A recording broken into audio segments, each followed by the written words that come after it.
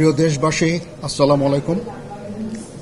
আপনারা জানেন যে দেশে একটা ক্রান্তিকাল চলছে। আমি সমস্ত রাজনৈতিক দলের নেতৃবৃন্দকে এখানে আমন্ত্রণ করেছিলাম। ওনারা এখানে এসেছেন। আমরা একটা সুন্দর আলোচনা করেছি। সেখানে আমরা সিদ্ধান্ত নিয়েছি যে একটা ইন্টারিম গভর্নমেন্ট আমরা ফর্ম করব এবং ইন্টারিম গভর্নমেন্টের মাধ্যমে এদেশের সমস্ত কার্যকলাপ চলবে। আমরা এখন মহামান্য রাষ্ট্রপতির কাছে যাব যে এই ইন্টারিম গভর্নমেন্ট ফর্মের ব্যাপারে ওনার সাথে আলাপ আলোচনা করে আমরা একটা ইন্টারিম গভর্নমেন্ট ফর্ম করে দেশ পরিচালনা করব।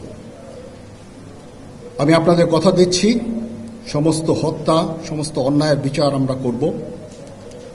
আপনারা সেনাবাহিনীর প্রতি আস্থা রাখেন, সশস্ত্র বাহিনীর প্রতি আস্থা রাখেন। আমি সমস্ত দায় দায়িত্ব নিচ্ছি, আপনাদের জানমাল, এবং আপনাদেরকে আমি কথা দিচ্ছি যে আপনারা আশাহত হবেন না। ইনশাল্লাহ আপনাদের যত দাবি আছে সেই দাবিগুলো আমরা পূরণ করব এবং দেশে একটা শান্তি শৃঙ্খলা ফিরিয়ে নিয়ে আসব। আপনারা আমার সাথে সহযোগিতা করেন। দয়া করে আর এই ভাঙচুর, হত্যা, মারামারি, সংঘর্ষ এগুলো থেকে বিরত হন। আমি নিশ্চিত যে আপনারা যদি আমার কথা মতো চলেন, আমাদের সাথে যদি একসাথে যদি কাজ করি আমরা, নিঃসন্দেহে আমরা একটা সুন্দর পরিণতির দিকে আমরা অগ্রসর হতে পারব। আপনারা দয়া করে আমাকে সাহায্য করেন। মারামারি করে এই সংঘাতের মাধ্যমে আমরা আর কিছু অ্যাচিভ করতে পারবো না, আর কিছু আমরা পাবো না।